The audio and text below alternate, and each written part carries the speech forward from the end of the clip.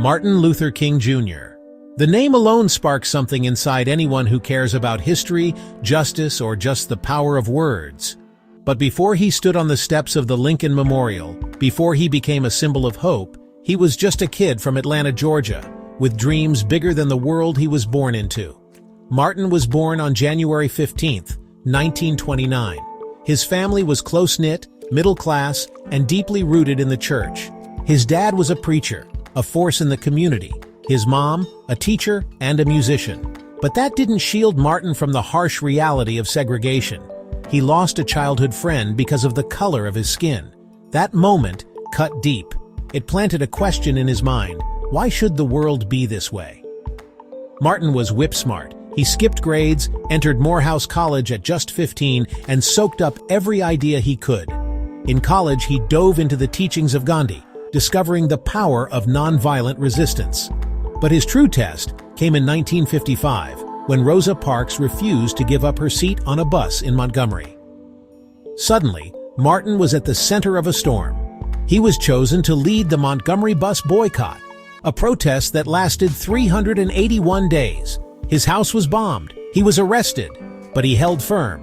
When the Supreme Court finally ruled bus segregation unconstitutional, King was thrust onto the national stage. From then on, there was no turning back. Martin became the face of the civil rights movement, organizing protests, marches and sit-ins from Birmingham to Selma. He founded the Southern Christian Leadership Conference, rallying communities and inspiring millions.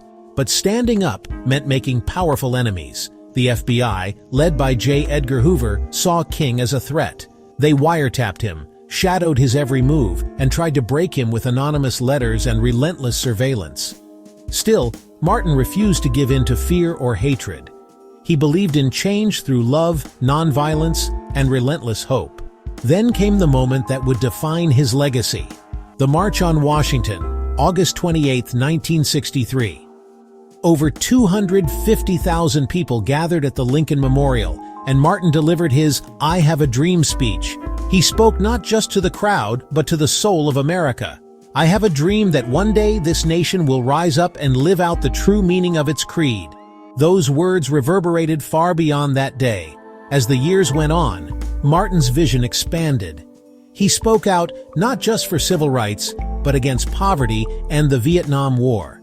Not everyone welcomed his message.